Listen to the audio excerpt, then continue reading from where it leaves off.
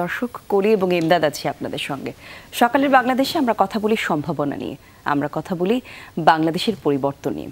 বাংলাদেশের পরিবর্তনে কাজ করে যাচ্ছেন দেশের নানা প্রান্ত থেকে নানা মানুষ। একটা প্রত্যন্ত গ্রামের মানুষও এমন একটা পরিবর্তনের জন্য হয়তো কাজ করেন যে খবর আমাদের পর্যন্ত এসে হয়তো পৌঁছায় না, কিন্তু হ্যাঁ, পরিবর্তনের ছোঁয়া লাগে সমাজে, পরিবর্তন আসে মানুষের জীবনে। এরকম একটা গল্প আজকে আপনাদেরকে আমরা শোনাতে চাই।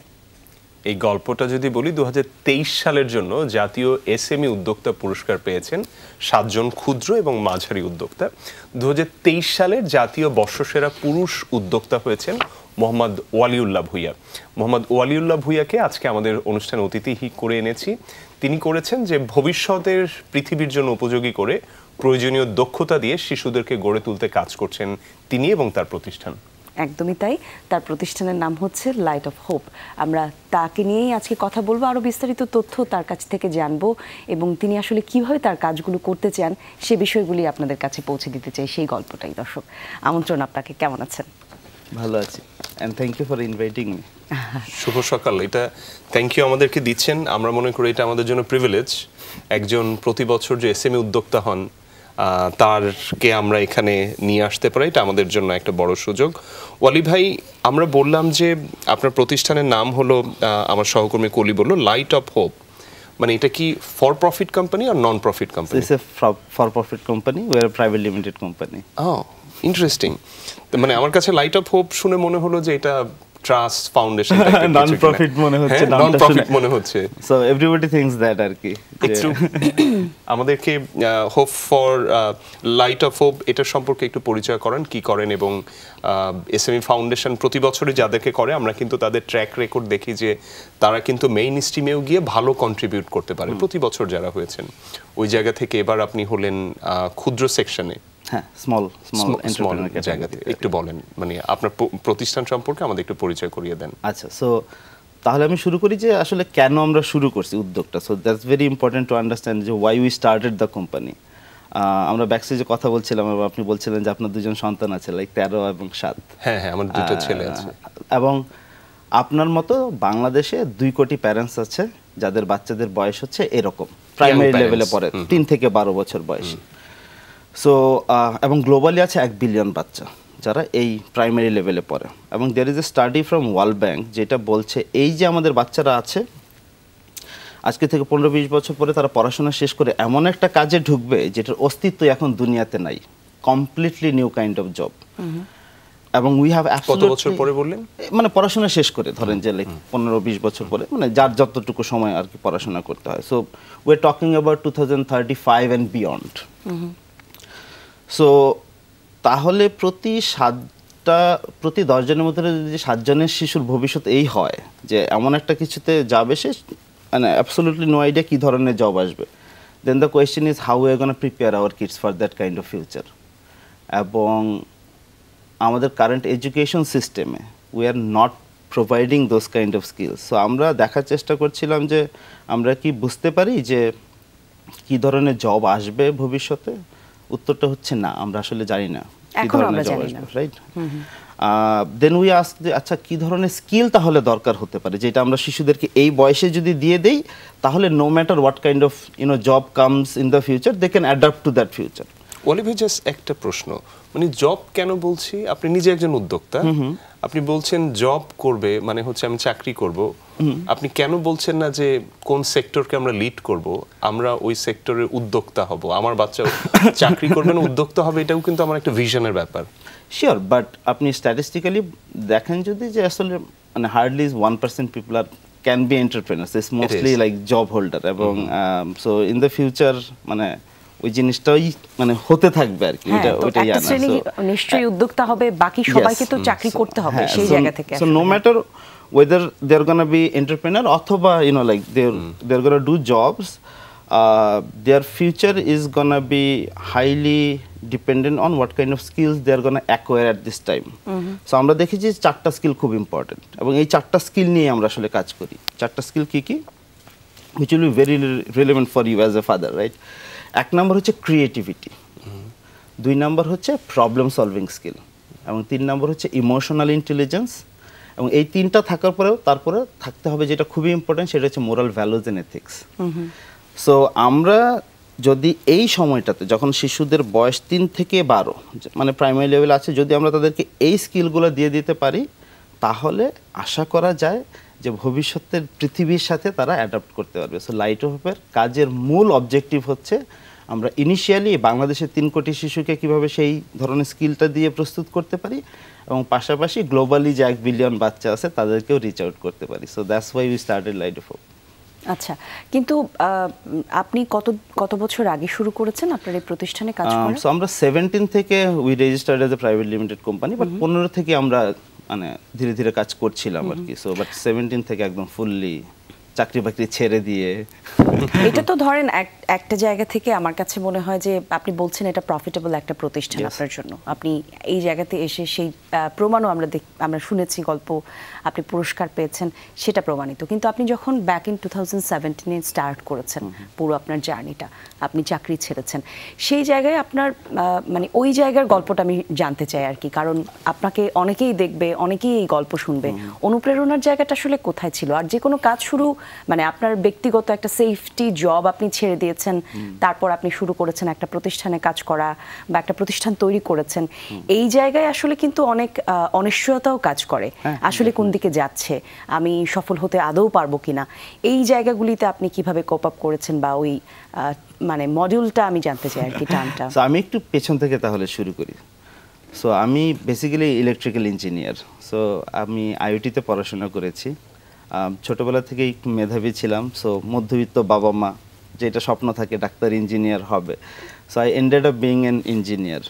বাট আমি ছোটোবেলা থেকেই ছবি আঁকা, লেখালেখি, এই জিনিসগুলো খুব পছন্দ করতাম। I wanted to be an artist basically. But আইওটির একজন ইঞ্জিনিয়ার আর্টিস্ট হতে চায়, মানে ভালো, সে এখন হচ্ছে উদ্যোক্তা, প্রাইম মিনিস্টারের কাছে পুরস্কার নিয়েছে, গল্পটা কিন্তু ভালো। সো সার্টিফিকেট পেয়ে বাবা মারে বলছে, এই নাও certificate, I don't want to be an engineer, I don't know what I want to do, but definitely not an engineer. So তখন আমি খুঁজতে খুঁজতে BRAC the NGO, I got a circular যে ওরা ইয়াং প্রফেশনাল নিচ্ছে। সো দ্যাট মানে interest me, যে আচ্ছা ঠিক আছে, ব্র্যাক এত বড় একটা প্রতিষ্ঠান, ডিফারেন্ট কাইন্ড অফ ওয়ার্ক আছে তাদের, দেশের বাইরে, দেশের বাইরে, এবং I may find out what I love to do. আচ্ছা, সো ইন্টারভিউ দিয়ে ব্র্যাকে জয়েন করলাম, and then started working and BRAC. ব্র্যাকের কোন ডিভিশন?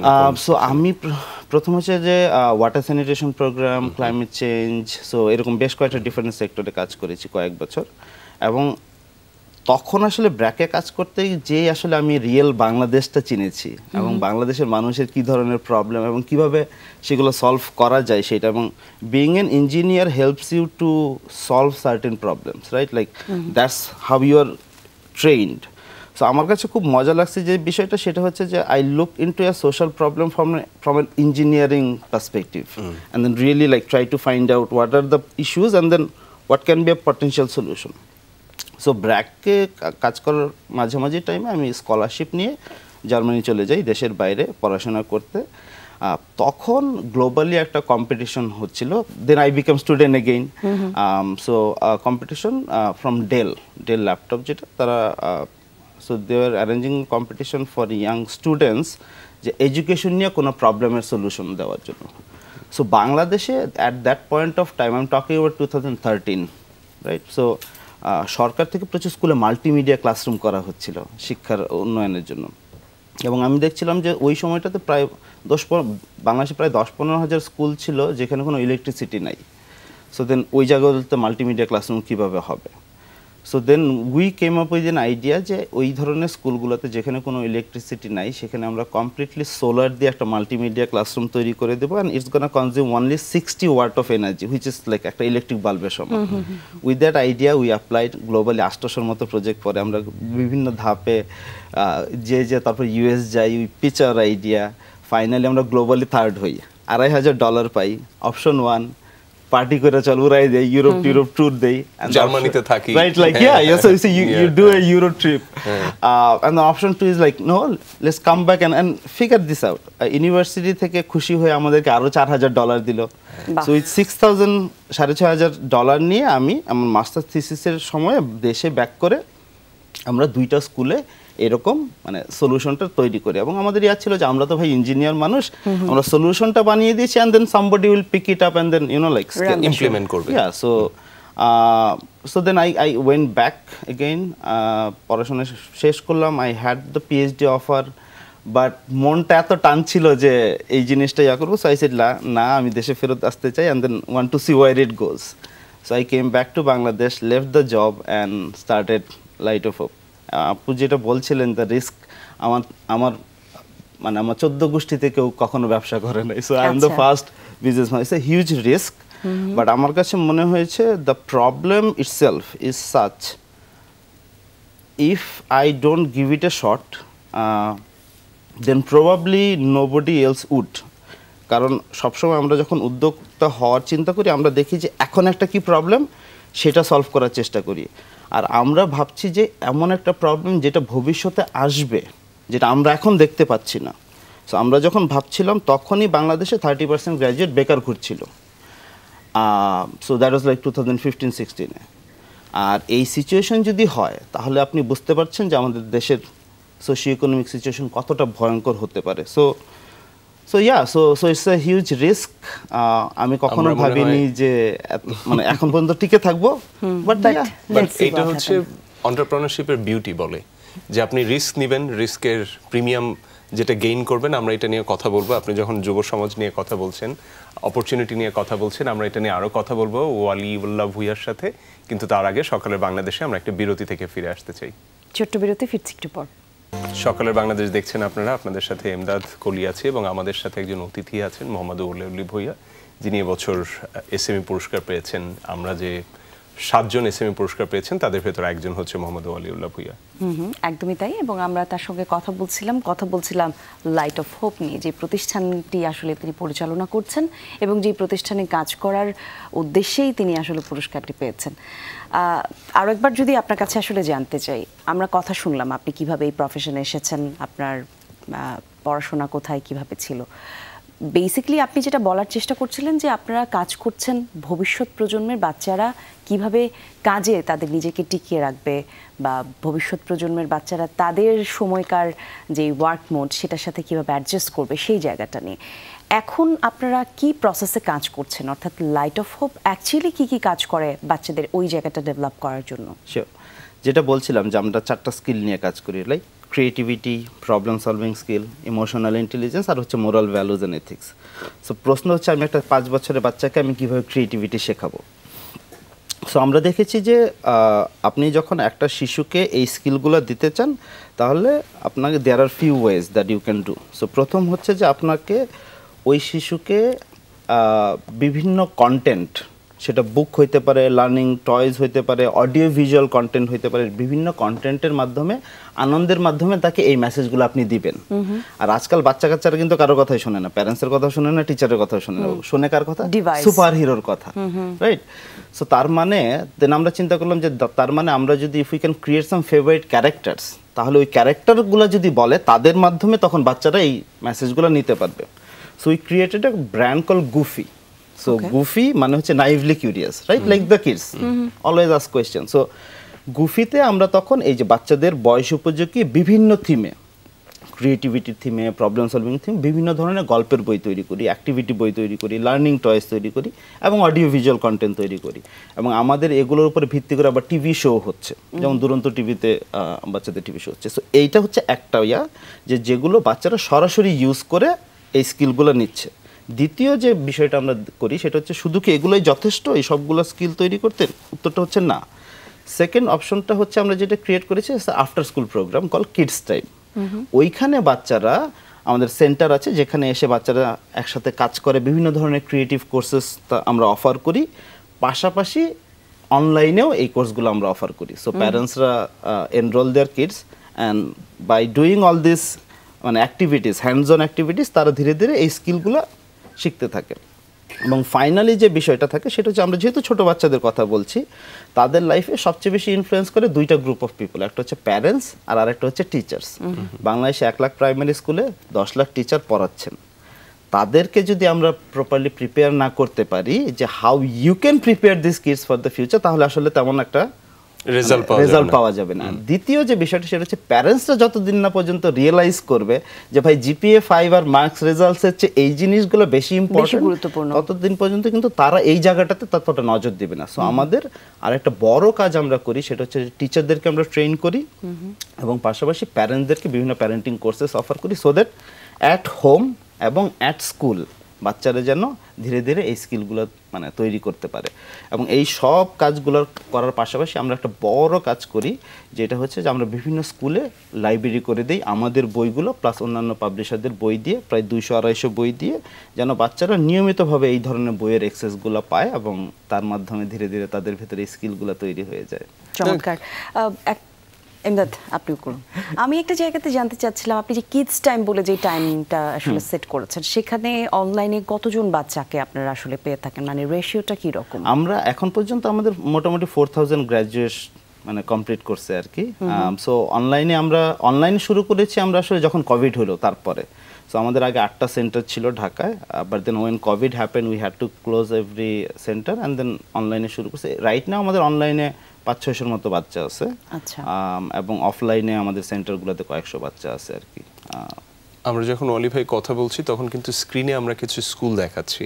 আমরা জানি যে অনেক ধরনের স্কুল কিন্তু আমাদের দেশে আছে, মানে ইংলিশ মিডিয়াম স্কুল আছে, ঢাকাতে বিভিন্ন ধরনের স্কুল আছে, গ্রামে প্রাইমারি স্কুল আছে, গ্রামের ভেতরে আবার পার্থক্য আছে, একটু রিমোট এলাকার স্কুল আছে। আপনার মূলত টার্গেট গ্রুপ এই মুহূর্তে কারা? আচ্ছা, সো যেহেতু আমি একটা প্রাইভেট লিমিটেড কোম্পানি এবং আমি যে প্রোডাক্ট বা সার্ভিসগুলো বানাই তারা হচ্ছে প্যারেন্টসরা সরাসরি পারচেস করে। So my clients who purchase my products are বড়লোক প্যারেন্টস, সহজ কথা। But we run like a Robin Hood model, মানে বড়লোকটা আমরা আমাদের প্রোডাক্ট সার্ভিস দিয়ে চার্জ করি এবং ওইখান থেকে যে প্রফিটটা আমরা করি সেইটা দিয়ে আমরা আন্ডার প্রিভিলেজ স্কুলগুলো, যে আপনি যেটা বলছেন যে গ্রামের রিমোট স্কুলে, ওই ধরনের স্কুলগুলোতে আমরা তখন ওই যে লাইব্রেরিগুলো যেগুলো বলছি সেগুলো আমরা করে দিই। সো আমরা যখন ট্রেনিং করাই, ফর এক্সাম্পল আমাদের ট্রেনিংগুলো প্রাইভেট স্কুলের টিচারদের জন্য it's a paid training, but under privilege স্কুলের টিচাররা বা গভর্নমেন্ট স্কুলের টিচারদের জন্য is most of them are free. So না, ভালো বলেছেন, রবিনহুড মডেল। একটা জিনিস বলেন তো যে ওয়ালি ভাই, যে আপনারা যখন এই বিজনেসটা মানে এই টোটাল কাজের ভেতরে আছেন, মানে আমি খুবই সাধুবাদ জানাই যে আপনি এটা নিয়ে কাজ করছেন। এইটার পাশাপাশি আসলে কারিকুলামে পরিবর্তন, শিক্ষা মিনিস্ট্রি যারা, তারা আসলে এইখানে হাত দিবে কিনা? আপনি একটা প্রতিষ্ঠান হিসেবে আপনি কিছু জায়গাতে রিচ করতে চাচ্ছেন, মানে এটা যদি একদম গোড়া থেকে এটা নিয়ে কাজ করা হয়, আমাদের সিলেবাস, আমাদের কারিকুলামে পরিবর্তন হয়, এটা নিয়ে কি কখনো কোথাও রেইজ করেছেন, কথা বলার সুযোগ হয়েছে? হ্যাঁ, মানে আমরা যারা এডুকেশন নিয়ে কাজ করছি, সো আমি তো রিপ্রেজেন্ট করছি আমাদের পুরো মানে প্রাইভেট এডুকেশন এডটেক স্টার্টআপ যারা আছে তাদের একজন মেম্বার হিসেবেও কিন্তু আসলে basically I am representing here today. So আপনি দেখবেন যে রিসেন্টলি যে কারিকুলামটা চেঞ্জ হয়েছে একদম পুরো 1 থেকে ক্লাস 12 পর্যন্ত, ওইখানে ওই কারিকুলামের অনেকগুলা টপিক বা থিম আমরা এখন যেগুলো বলছি এগুলো for the first time included হয়েছে। যেমন এটা ভালো ইতিমধ্যে ইনক্লুড হয়েছে। Yes, right. লাইক সো যখন আমরা শুরু করেছিলাম 17 থেকে, তখন কিন্তু এই জিনিসগুলো ছিল না। So we have been very vocal about যে এই স্কিলগুলো আসলে আমাদের কারিকুলামে মানে ইমপ্লিমেন্ট হওয়া দরকার বা এনলিস্ট হওয়া দরকার, সো দ্যাট খালি বাংলা, অঙ্ক, ইংরেজি, সায়েন্স এই সাবজেক্টগুলো না, সাবজেক্ট হয়তো এগুলোই থাকবে কিন্তু এর ভেতরে ভেতরে যে creativity, critical thinking, problem solving, এই স্কিলগুলো কীভাবে ঢুকিয়ে দেওয়া যায়। সো এখন রাইট নাও কারিকুলামে 10টা স্কিল আছে, তার ভেতরে 7টাই কিন্তু এই ধরনের স্কিল, আর 3টা হচ্ছে ফাউন্ডেশনাল স্কিল, আপনি রিডিং পড়তে পারছেন কিনা, আপনি অঙ্ক করতে পারছেন কিনা, এইগুলো। সো কারিকুলাম নিয়ে আমি জানি যে অনেক কথা হচ্ছে, বাট দ্য কারিকুলামের যে মূল ভিত্তিটা এখন যেটা তৈরি হয়েছে, দ্যাটস ভেরি, আমি বলবো যে up to date to the ফিউচারে যে জিনিসগুলো আসতে যাচ্ছে, চেঞ্জ হতে যাচ্ছে, আমরা যদি এই কারিকুলামটা প্রপারলি ইমপ্লিমেন্ট করতে পারি এবং শিশুদেরকে ঠিকমতো এইটার সাথে পরিচয় করাতে পারি, তাহলে I think it will do good আর কি। আচ্ছা, এই জায়গা থেকে আমার কাছে মনে হয় যে এই পুরো প্রসেসটার মধ্যে একটা খুব গুরুত্বপূর্ণ রোল আপনি কিছুক্ষণ আগেই যেটা বলছিলেন সেটা হচ্ছে টিচাররা এবং প্যারেন্টসরা। প্যারেন্টসদের জায়গাটা আসলে আমি একটু আলাদা করেই বলতে চাই যে প্যারেন্টসরা নিশ্চয়ই বাচ্চাদের ভালো চান, যেটা আসলে বেস্ট অফার সেটা যদি তারা কোনোভাবে আন্ডারস্ট্যান্ড করতে পারে ডেফিনেটলি তারা কোঅপারেট করবে। কিন্তু টিচারদের জায়গাতে এই জায়গায় কোনো কোলাবোরেশনে আসা যায় কিনা, আপনি এই ধরনের কোনো কিছু চিন্তা করেছেন কিনা? আপনি যে প্রসেসটা চিন্তা করছেন শিক্ষার্থীদেরকে শেখার যে প্রসেসটা নিয়ে আপনি কাজ করতে চাইছেন, সেইটা কোনোভাবে শিক্ষকদেরকে সেই প্রসেস লার্নিংটা শিখিয়ে দিয়ে তারপর তাদের উপর ছেড়ে দিলে তো আমার মনে হয় যে এটা আরও ইজিয়ার হয়ে যায়। সেই জায়গাতে আপনি কোনো কিছু চিন্তা করেছেন কিনা? আমার মনে হচ্ছে এটা যত বেশি স্কুলের টিচারদের কাছে পৌঁছাবে তত বেশি ভালো শিক্ষার্থীরা বের হবে। আপনি কি মনে করছেন? সো প্রবলেমটা হচ্ছে যে ভাইয়া বলছিলেন যে আমাদের দেশে অনেকগুলো ডিফারেন্ট টাইপ অফ কারিকুলামে আসলে বাচ্চারা পড়ে, English medium, Bangla medium, English version and then মাদ্রাসা, right? Like there are all this different system, এবং প্রত্যেকে কিন্তু সিলেবাস আলাদা, এবং টিচারদের দায়িত্ব হচ্ছে যে এই সিলেবাসটা শেষ করতে হবে। সো সেইটার চাপে সে আসলে এই যে অন্য স্কিলগুলো নিয়ে যে আসলে কাজ করবে সেটা আসলে হয়ে ওঠে না এতটা। এবং এই কারণেই আমরা যেই জিনিসটা চেষ্টা করছি যে আমাদের যে কন্টেন্টগুলো আছে, বইগুলো আছে, সেগুলো বিভিন্ন স্কুলের কারিকুলামের সাথে যতটুকু পারা যায় যুক্ত করা, তাদের স্কুলের লাইব্রেরিগুলোতে যতটুকু পারা যায় যুক্ত করা, এবং পাশাপাশি টিচারদেরকে ওই ট্রেনিংটা প্রোভাইড করে দেওয়া যে দেখেন আপনি ম্যাথ পড়াচ্ছেন, কিন্তু ম্যাথের মেইন ব্যাপারটা কি, আসলে ম্যাথ শেখার মাধ্যমে বাচ্চারা প্রবলেম সলভিং করে, রাইট? আপনি বাংলা পড়াচ্ছেন, বাংলার ভেতরে আপনি একটু দেখেন সৃজনশীলতা বা ভ্যালুস শেখাতে পারেন কিনা, রাইট? সো আমরা ওই জিনিসগুলো একটু জোর দিই, এবং আমাদের যে প্ল্যাটফর্মটা আছে টিচার্স টাইম নাম, ওইখানে আমরা এখন পর্যন্ত 20,000 টিচার আসলে ট্রেনিং পেয়েছে আমাদের এই কোর্সগুলোর উপরে। ট্রেনিং মানে কত ঘন্টা ট্রেনিং এটা? সো এগুলো ডিপেন্ড করে, সো লাইক 1 ঘন্টার ট্রেনিংও আছে, আবার 2 মাসের সার্টিফিকেট কোর্সও আছে। এবং আপনারা শুনে খুশি হবেন যে out of 20,000 10,000 teachers are basically government primary স্কুলের টিচার। সো আইসিটি মিনিস্ট্রির একটা উদ্যোগ আছে হচ্ছে মুক্ত পাঠ, সো আমাদের কোর্সগুলো ওই মুক্ত পাঠেও পাওয়া যায়, যেখান থেকে আবার গভর্নমেন্টের প্রাইমারি স্কুলের টিচাররা আসলে ওই কোর্সগুলো করেন। So yes, we are working with the teachers, but আমি যেটা বলছি যে এখনো মানে 10 lakh teacher, we are just in there like 20,000, so it's a long way to go, but definitely collaboration will help to scale that faster. It is. এবং আপনি যেটা বললেন যে লং ওয়ে টু গো, আসলে লং ওয়ে টু গো, কিন্তু আবার একই সাথে ভালো হচ্ছে যে যাওয়া তো শুরু হয়েছে, যেহেতু শুরু হয়েছে, নিশ্চিতভাবে এই কারিকুলামের ইতিবাচক ব্যাপার আমরা একজন এক্সপার্টের কাছ থেকে শুনলাম, একই সাথে ওই জায়গাগুলোতে রিচ করার চেষ্টা করা হচ্ছে। আমরা আরও গল্প বলতে চাই এটা নিয়ে ওয়ালিউল্লাহ ভূঁইয়ার সাথে, তার আগে সকালের বাংলাদেশে আমরা আবার একটা বিরতি থেকে ফিরতে চাই। সাথে থাকবেন দর্শক, দেখছেন সকালের বাংলাদেশ। দর্শক, আমন্ত্রণ আরও একবার আপনাদের সবাইকে। কলি এবং এমদাদ আপনাদের সঙ্গে আছি, আর আমাদের সঙ্গে আজকে স্টুডিওতে উপস্থিত আছেন একজন অতিথি, আছেন মোহাম্মদ ওয়ালিউল্লাহ ভূঁইয়া। তিনি কাজ করছেন বাংলাদেশের ভবিষ্যতের শিশুদেরকে নিয়ে, কাজ করছেন তাদের পড়াশোনা এবং সেই মডেলকে নিয়ে। এবং কাজ করছেন মানে ওয়ালি ভাই, আপনি কাজ করছেন এমন একটা জায়গা নিয়ে যেটা একটা বিজনেস মডেলের ভেতরে বলা হয় যে যদি বিজনেস মডেলের ভেতর হয় তাহলে জিনিসটা নিশ্চিতভাবে সাস্টেইন করে। তো এই জায়গা থেকে বলবো যে আমরা যখন বললাম, আপনি বাংলাদেশে একটা নাম্বার বললেন, এর আগে আপনি বলেছেন যে গ্লোবাল পার্সপেক্টিভে একটা বড় অংশ টিজি বলি, যেটা টার্গেট গ্রুপ আপনার জন্য আছে। আপনার এই কন্টেন্ট যেগুলো আপনারা বানাচ্ছেন, এটা কি শুধু বাংলাদেশি বাচ্চারাই তো কনজিউম করছে কিনা, এবং গ্লোবালি কনজিউম হচ্ছে অন্যান্য দেশের বাচ্চারা এটা নিচ্ছে? তার মানে কন্টেন্ট গুলো কি, মানে অন্য ল্যাঙ্গুয়েজে হচ্ছে? সো আমরা যখন, আপনি খেয়াল আছে আমি বলছিলাম যে পৃথিবীতে 1 বিলিয়ন বাচ্চা আছে যারা এই প্রাইমারি লেভেলে পড়ে, আর বাংলাদেশে আসছে 3 কোটি। সো যখন 17 আমরা শুরু করেছিলাম, ফ্রম দ্য ভেরি বিগিনিং আমাদের প্ল্যান ছিল যে আমরা আসলে গ্লোবাল মার্কেটের জন্য জিনিস বানাচ্ছি। বাংলাদেশে আমরা শুরু করেছি, so Bangladesh is our first market.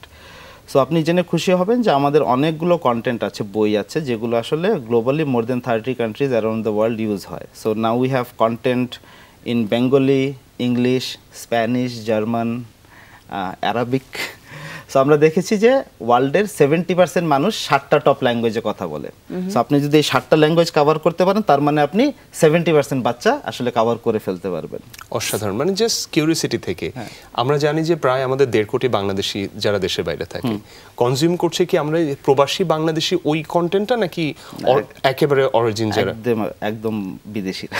আর যেটা আপনার মেইন যদি বলি যে কনজিউম বেশি হচ্ছে, তো নিশ্চিতভাবে বাংলাদেশ মার্কেট থেকে। হ্যাঁ, মানে ডেফিনেটলি আমরা যেমন নেক্সট বছর থেকে উই হ্যাভ সিরিয়াস প্ল্যান যে আমরা গ্লোবালি এক্সপ্যান্ড করব with some of our products. আর কি কেউ যদি ধরেন ইন্টারেস্টেড হয়, আমি যেরকম ইয়াং প্যারেন্ট, এরকম কোনো বাবা মা যদি ইন্টারেস্টেড হয় এই টপিকটা নিয়ে আরো জানার জন্য, কনজিউম করা না, তার ইন্টারেস্ট থেকে ওই জিনিসগুলো, সে কিভাবে কানেক্ট করতে পারে? বিকজ আপনি হয়তো তার স্কুলে যাচ্ছেন না। সো যদি কোনো প্যারেন্টস জানতে চায়, শিখতে চায় এই বিষয়গুলো নিয়ে, তাহলে আমাদের প্ল্যাটফর্ম আছে নাম টিচার্স টাইম, যেখান থেকে আমরা এই কোর্সগুলো করাই।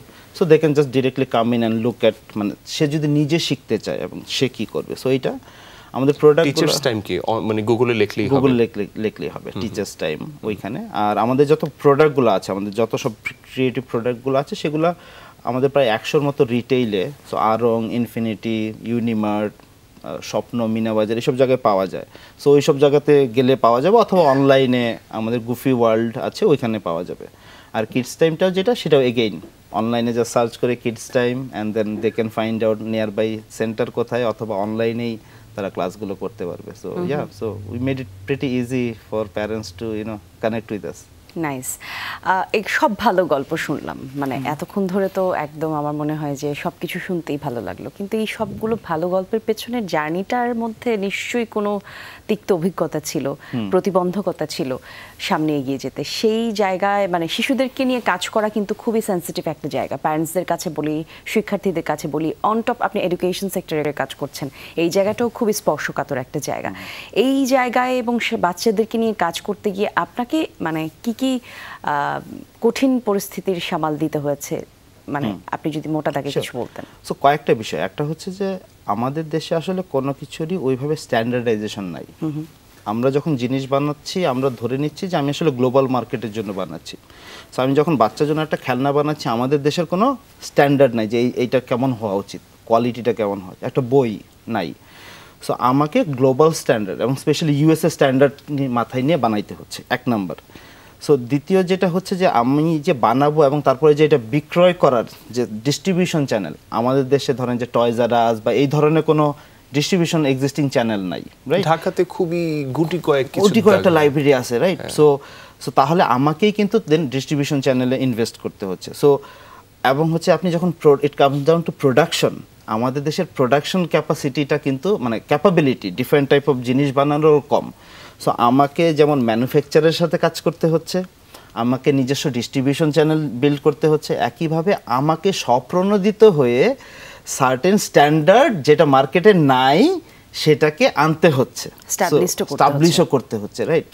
এবং সবচেয়ে ইম্পর্টেন্ট জিনিস যে 100 জন প্যারেন্টসের ভিতরে হয়তো 2 জন প্যারেন্টসের মধ্যে এই সচেতনতাটা আছে যে আমার বাচ্চার এই যে ভবিষ্যৎ স্কিল এগুলো ইম্পর্টেন্ট, তার মানে আমাকে পাশাপাশি মার্কেটকেও অ্যাওয়ার এডুকেট করতে হচ্ছে। So these are the fundamentally big challenges. আর উদ্যোক্তা হিসেবে funding crisis is always there, right? Like এবং টিপিক্যালি ব্যাংকস মানে don't want to finance this kind of initiative. So ওইটা একটা আরেকটা জিনিস, ব্যাংকের ফাইন্যান্স দরকার হয়। হ্যাঁ, কি বলেন, আমরা অলরেডি নিচ্ছি, বাট আপনি জাস্ট চিন্তা করেন যে if you want to reach out 3 crore kids, right, the amount of investment required is মানে right, like should be pretty high. এখন পর্যন্ত কারা কারা ইনভেস্ট করেছে আপনাদের সাথে? সো আমাদের সাথে আমাদের বেশ কিছু ফাইন্যান্সিয়াল ইনস্টিটিউশন আছে। সো আইপিডিসি, আইডিএলসি, তাদের কাছ থেকে আমরা ফান্ডিং পেয়েছি। পাশাপাশি মানে আইডিএলসি না, তাদের যে একটা প্রজেক্ট আছে স্টার্টআপ কোম্পানিগুলোর জন্য, একদম ডিরেক্টলি তাদের মানে একদম পিওর বিজনেস যেভাবে নেয় আর কি, সেই স্টাইলে। পাশাপাশি আমরা হচ্ছে বিভিন্ন এনজিওদের সাথে কাজ করি, ইউনিসেফ, ইউনিসিয়া। সো তাদের বিভিন্ন প্রজেক্ট আমরা ইমপ্লিমেন্ট করি। সো ওইটা থেকে একটা ভালো আর্নিং আসে। এর পাশাপাশি we got an impact investment from বিনিয়োগ বৃদ্ধি $1 লাখ মতো। So these are some of the funding that we got that actually helped us to grow আর কি এই টাইমটা। সুন্দর। ভবিষ্যতে আপনি কি করতে চান, কেমন থাকতে চান, আর আপনার এই কাজ কিভাবে লাইট অফ হোপ কোথায় যেতে চান, ভালো লাগার জায়গাটা কি, ছোট করে যদি একটু বলতেন। সো আমি জানি যে ডিজনি বিল্ড হয়েছে over the period of 70 years। আচ্ছা, আমরা যে কাজটা করছি এইটার রেজাল্ট আমরা পাবো 20 বছর পরে। সো আমার কাজ ভালো হলো কি খারাপ হলো, এটার রেজাল্ট কি, এটা আমি বুঝতে পারবো 20 বছর পরে। অ্যান্ড আই নো যে light off hope will only exist if I can convince the second generation, যে এখন যে বাচ্চাদেরকে শেখাচ্ছি ওরা যখন বাবা মা হবে এবং তারাও বলবে তারাও লাইট অফ হোপের প্রোডাক্ট ইউজ করবে, only then it will grow and sustain for another 100 years like Disney. So আমাদের স্বপ্নটা হচ্ছে এখন যে how can we work for the next 20 years so that এখনকার জেনারেশন যারা আছে বাচ্চারা তারা একটা বেটার জায়গায় যায় এবং দেন নেক্সট জেনারেশন সাইকেলটা আমরা ধরে ফেলতে পারি। So that's the game plan আর কি। I can see there is a hope for light for hope. Thank you আপনাকে, আপনি আসলে গুরুত্বপূর্ণ সময় দিলেন আমাদেরকে। থ্যাংক ইউ গল্প করলাম আমরা। এবং আমরা অনেক সাধুবাদ জানাই, আপনি পুরস্কার পেয়েছেন এসএমই ফাউন্ডেশন থেকে। আমরা মনে করি এটা শুধু শুরু, এরপর থেকে অনেকগুলো জায়গা থেকে, আর আপনার প্রত্যাশা আমরা চাই যেন খুবই ভালো করেন, সেরকম প্রত্যাশায় আপনাকে ধন্যবাদ আবারও আমাদের সাথে যুক্ত হওয়ার জন্য। Thank you.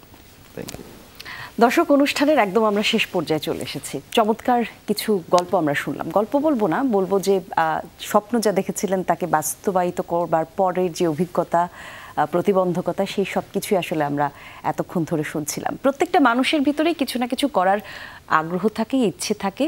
সেটা আসলে একান্তই নিজের হতে পারে, আবার কেউ স্বপ্ন দেখেন পরিবেশ, আশেপাশের সবাইকে নিয়ে, পরিবর্তন নিয়ে স্বপ্ন দেখেন।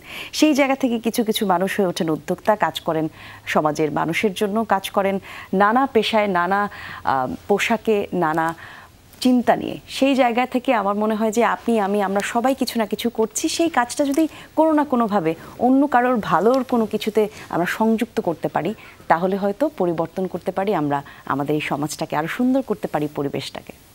আমরা লাইট আপ হোপের প্রতি আবারও শুভকামনা জানিয়ে শেষ করছি। আপনাদের দিনটি অনেক সুন্দর হোক। শুভকামনা আরও একবার।